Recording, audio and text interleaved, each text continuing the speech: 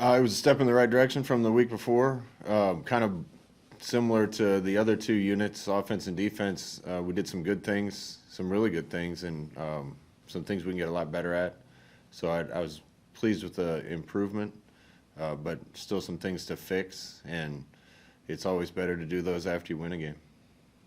You also mentioned after the game, Scott, that the whole state could see the improvement on defense. Did Coach Chenander, was there any change in his approach going into this season, or anything significant that you saw on that side that changed in maybe the coaching staff's approach? I don't think so, Sip. I'd say they worked really hard in the offseason, but they've been doing that. I think it's just the process of rebuilding the program and getting some more talent, some more speed. The guys learning scheme, being able to play a little faster, being more sound, making fewer mistakes. I'm really impressed with the way we're running and hitting right now, and that speaks to who the guys have recruited and how they're being coached and just the character of the players and the effort they're giving. Okay, thank you. Brian Christopherson. Hey, Scott, a couple nuts and bolts things here. You guys moved over to the west sideline for this game. Was there any significant reason for that? I wondered if anybody was ever going to ask me. Yeah, I guess somebody told me Coach Devaney moved us to East in '62. That's the home sideline to me. But with no fans in the stands, it's just kind of an empty barn in there. It's not a lot of fun. We need the fans back. But it's real easy with us signaling things in for people to be able to see the east sideline from the coach's box. And I wanted to make sure we did everything we could to protect our signals, particularly when there's less chaos in the stadium. A couple of receiver questions. Is Oliver Martin eligible now, and what's Omar's status? Yeah, Oliver Martin got eligible, so we'll start letting him compete for some time. He's a talented kid. We're glad to have him.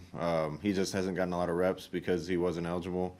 We just can't seem to get Omar healthy, so we got our fingers crossed, but he just hasn't been healthy. Thank you. Parker Gabriel. Scott, sort of a general question offensively.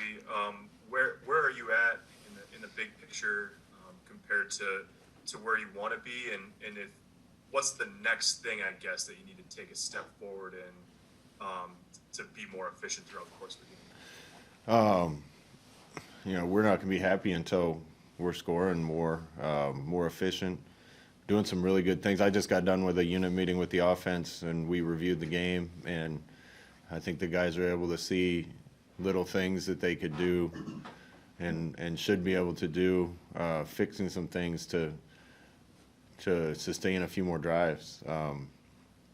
So I think we're on the right track, but you're never completely happy, and we got to keep getting better. I think as coaches you get frustrated because you want it perfect right now, and I mentioned this, but I think we counted 10 first-year players that played significant amount for us last year, and it seems like we've been young 3 years in a row because of the turnover at some positions and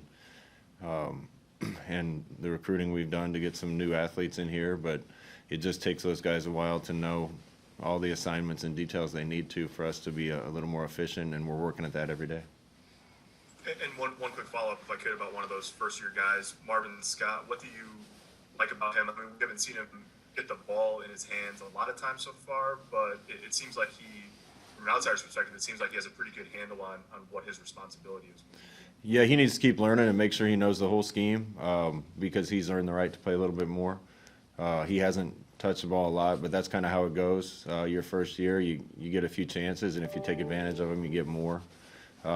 I called him after the game on Saturday night because he made 2 or 3 good runs, but he made the key block on Xavier's long touchdown and another third down where Luke threw the ball left-handed and he made somebody miss and got a first down for us. And those 2 games potentially could have won the game for us. So I told him how happy I was for him. Sean Callahan. Hey, Coach, can you just size up that running back position a little bit more? I mean, are you comfortable going to Wandale as much as you did? And I mean, do you have somebody else that you feel can get you 15 to 20 a game if a guy like Diedrich is not able to do it for you with his injury? Yeah, I'm happy with that room. I've seen significant improvement in that room. Ramir's doing good things. Ronald's doing good things. Marvin's there.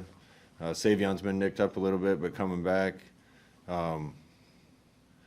And we'll always use Wandale as a change-up and make sure he's getting the ball in his hands enough. Wandale was so close to popping a couple runs for big plays for us, and he's just dynamic. So if we need to hand it to him, we'll hand it to him. But you know, Millsy's done a good job, and those young guys behind him just continue to improve.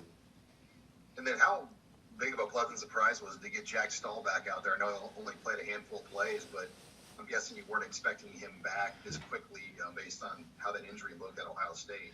Yeah, I saw him in the hallway yesterday, and I told him it wasn't bad for being 80%, and he said, "Frosty, that's being generous."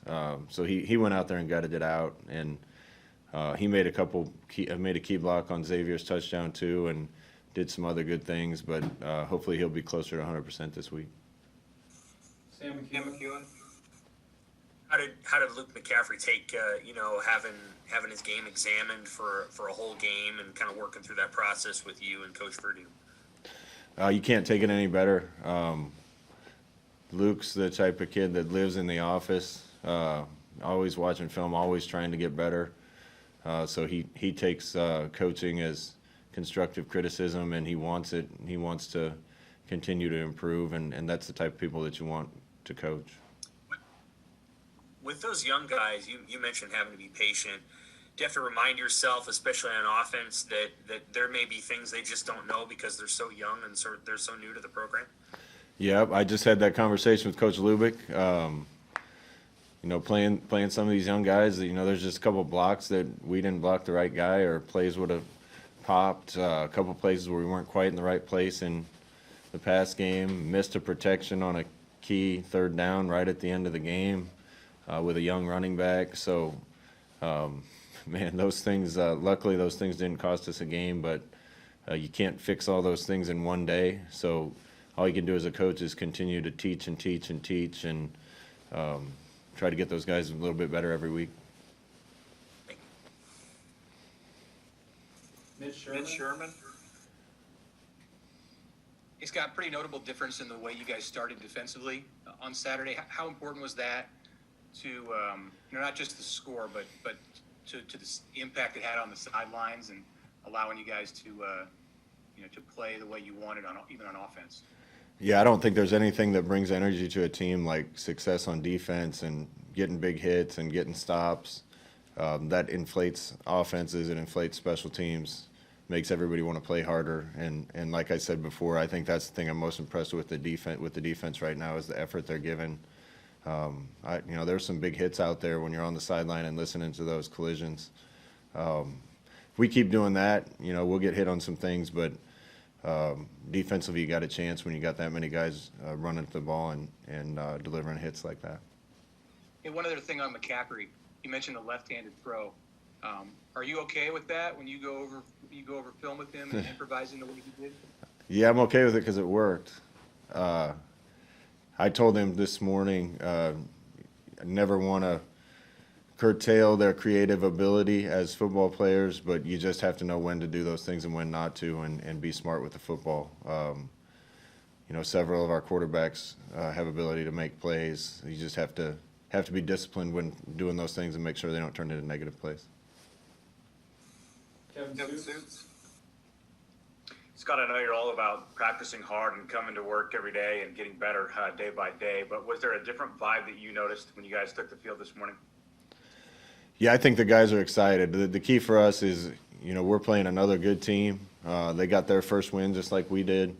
Guys in this building can't win one and relax. They have to let that elevate them and go back out on the field and work that much harder to get even better and keep moving this ball down the field. And I think the team's mentality is in a good place. Evan Bland. Hey, Scott, I just wanted to ask you about JoJo Doman. I mean, playing 90-plus snaps last Saturday. How hard is that to do as a defender, and what makes him such an invaluable piece to this defense? Yeah, JoJo's, first of all, been a good teammate. Second, really athletic guy and very versatile. So we can ask him to do a lot of things. We can ask him to play the edge and rush. He used to be a DB, so he can drop into coverage. He can play zones for us. That's why he's out there so much, because he can do so many different things. But, JoJo's probably bugaboo before was just making sure his eyes were good and he was disciplined in the right place all the time. And that's been a lot better this year. And I think he's reaping the rewards of that.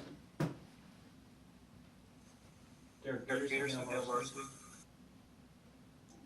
Hey Scott, you said after the game that everybody in the state could see the defensive improvement that's been made.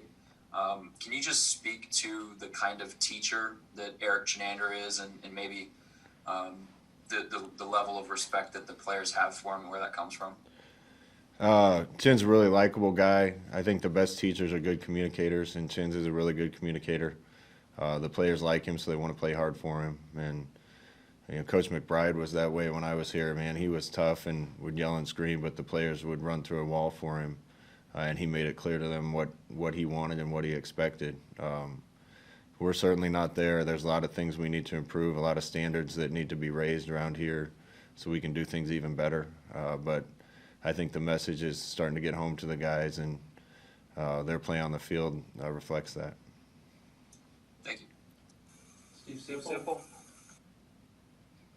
Hey, Scott, this might sound kind of funny, but what is the plan at quarterback this week? Will it be similar to last week, where it's a competition, or how are you approaching it with Adrian this week? Yeah, it's going to be the same, and it'll always be the same.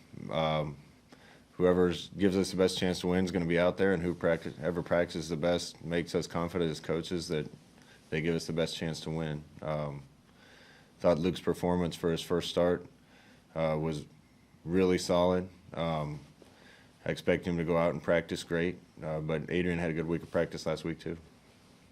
Is there now Adrian didn't see the field. If he were the backup again this week, could that possibly change? Yeah, I think that could change. Some of the things we've done with two guys on the field are still available to us. Thank you. Parker Gabriel. Scott, again, so with Luke, there's different styles of leadership that can be effective, but everyone brings up his energy. From your eyes, what kind of difference does that make, and how does his energy have a positive impact on his teammates? Yeah, Luke's energy is infectious. His competitive nature is infectious. That makes guys want to play alongside of him. And that's really what you want your leaders to be. The guys out front should be the ones most dedicated to it and working the hardest. And when your best players are the hardest workers and the most dedicated, the team will follow. So Luke sets a good example from that standpoint. He works as hard as anybody in the building, and certainly cares as much as anybody in the building. Sam McEwen. Hey, Coach, we'll ask Chenander about this tomorrow, but you guys have used 15, 17 guys on that front seven, and you guys have kind of used some different defensive formations too, or a couple things where you might only have two defensive linemen out there and a bunch of outside linebackers. What if any input did you have on kind of developing that over the off season, and how do you feel like it's worked? I had a little to do with it, but not much. I think the key there is just trying to get guys in positions to do what they're the best at.